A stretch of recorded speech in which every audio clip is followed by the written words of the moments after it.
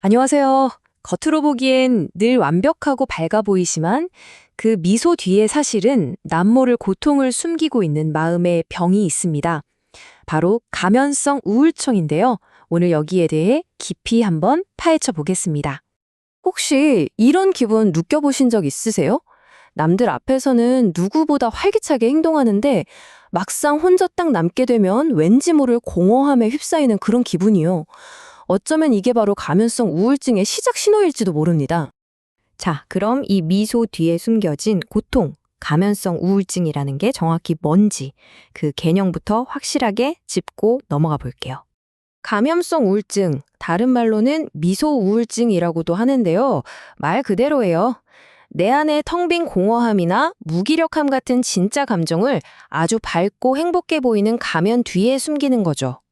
괜찮은 척하면서 어쩌면 무의식적으로 진짜 감정을 꾹꾹 눌러 담는 겁니다. 우리가 보통 아는 일반적인 우울증하고 가장 큰 차이점이 뭐냐면요. 바로 이 표현 방식이 있습니다. 일반 우울증은 슬픔이나 흥미상실 같은 감정이 겉으로 드러나잖아요. 근데 가면성 우울증은 그 슬픔을 아주 철저하게 숨기기 때문에 주변 사람들이 알아차리기가 정말 어렵습니다.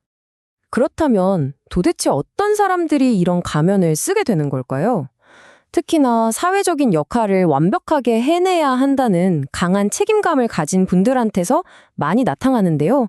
구체적으로 어떤 유형이 있는지 한번 같이 살펴보겠습니다. 첫 번째 유형은요, 바로 완벽주의적인 성향을 가진 직장인이나 전문직 종사자들입니다.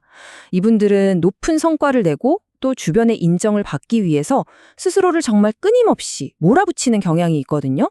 이분들 마음속 깊은 곳에는 바로 이런 생각이 자리 잡고 있어요.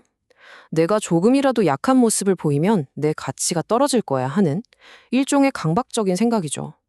실수는 절대 용납할 수 없고 약점을 보이는 건 곧 실패라고 여기는 겁니다. 결국 어떻게 될까요? 늘 정신적으로 바짝 긴장한 상태로 살아가게 되는 거죠. 겉으로는 유능하다고 칭찬을 받지만 그 속은 에너지가 완전히 다 타버려서 말 그대로 탈진 상태가 되는 거예요. 그리고 이게 결국 극심한 번아웃으로 이어지는 경우가 굉장히 많습니다. 두 번째 유형은 감정 노동자입니다. 특히 서비스직에 종사하는 분들처럼 내 진짜 감정이 어떻든 간에 항상 친절하고 밝은 모습을 보여줘야만 하는 분들이 여기에 해당되죠. 바로 이 마음.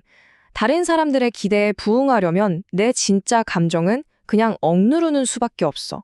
내가 맡은 직업적인 역할을 위해서 나의 진짜 감정은 철저하게 포기해버리는 겁니다. 그 결과는 정말 혹독합니다. 퇴근하고 나서 갑자기 이유도 없이 눈물이 왈칵 쏟아지거나 밤에 잠을 못 이루고 만성 피로에 시달리게 되죠.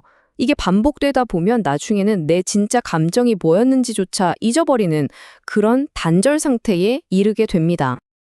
그리고 세 번째는 좋은 엄마, 좋은 아내라는 사회가 정해놓은 역할에 갇혀버린 주부들입니다. 바로 이런 자기희생적인 생각이 우울한 감정을 억누르게 만드는 거죠. 내가 아프다고 말하면 가족들한테 짐이 될 거야. 그냥 내가 참자. 이렇게 스스로의 고통을 안으로만 삼키게 되는 겁니다. 이렇게 계속해서 자신의 감정을 억누르다 보면요.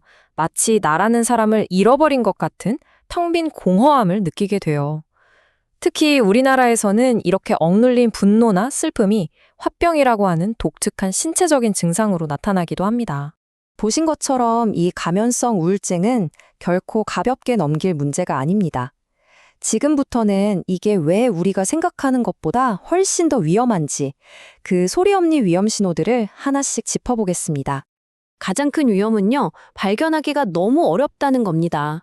주변 사람들은 물론이고 심지어 자기 자신조차도 내가 우울증일 리가 없어 라고 생각하는 경우가 많아요.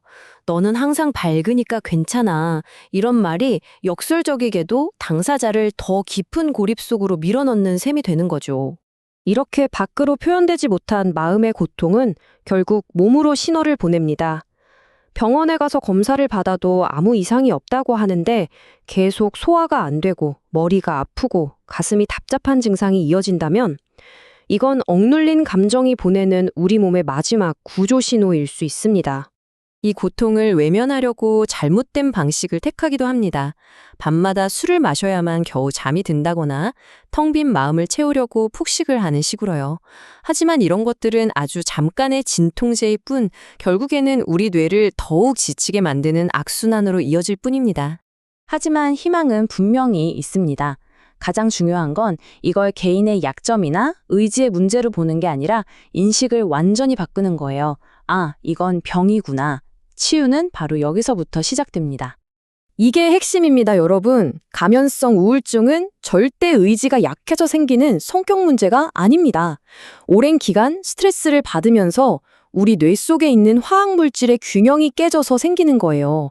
감정을 조절하는 중요한 물질들이 제대로 작동을 못하게 되는 거죠. 이건 명백하게 치료가 필요한 뇌의 질환이라는 사실을 꼭 기억해야 합니다. 그래서 전문적인 치료는요, 단순히 감정을 억누르는 게 아니라 불균형해진 뇌의 기능을 다시 회복시키고 스트레스에 대한 저항력을 근본적으로 키워주는 데 목표를 둡니다. 이건 혼자만의 힘으로는 굉장히 어려운 전문가의 도움이 꼭 필요한 과정이에요.